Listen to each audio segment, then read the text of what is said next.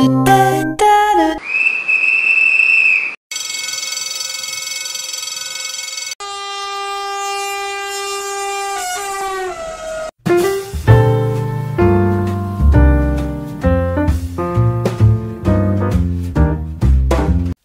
le mois d'août 1952, Boeing annonce la construction d'un jet apte à répondre aux besoins de l'aviation alors en pleine expansion. Le 15 juillet 1954, c'est chose faite. Devançant tous ses concurrents, le Boeing 707 effectue son premier vol. Livré avec 4 turboréacteurs Pratt & Whitney, il est à l'origine conçu pour les liaisons transcontinentales. Capable d'atteindre les 10 000 mètres d'altitude, volant à près de 1000 km/h, il peut emporter 110 passagers en seconde classe et 79 en première. Mis en service le 26 octobre 1958 sur la ligne New York-Paris, il vole en premier lieu sous les couleurs de la Pan Am. American Airlines s'en procure à son tour, suivi peu à peu par toutes les compagnies aériennes du monde. Le 707 devient l'avion le plus populaire de son temps et a changé la face du monde en réduisant les distances et, comme l'écrivait Harold Mansfield, à la vitesse d'un jet, vous pouviez faire le tour de la Terre en 40 heures.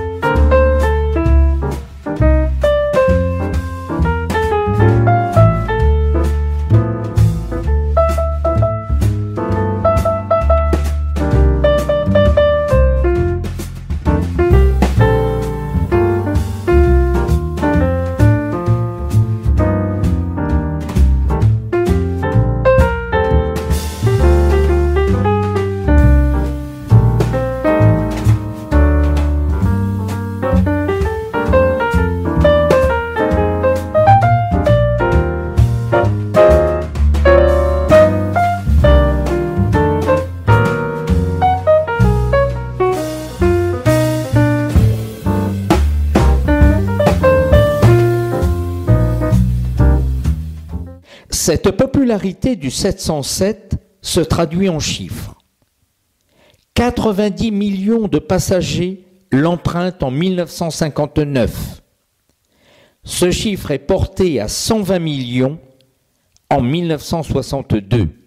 Le transport de passagers n'est pas le seul à progresser de manière fulgurante. Les bagages, le fret, les denrées alimentaires sont eux aussi pressés.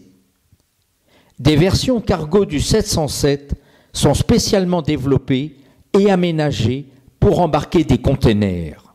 Près de 1200 exemplaires du Boeing 707 sont vendus avec de nouveaux équipements, tels le cinéma, investissent l'avion pour distraire les passagers pendant les longs parcours.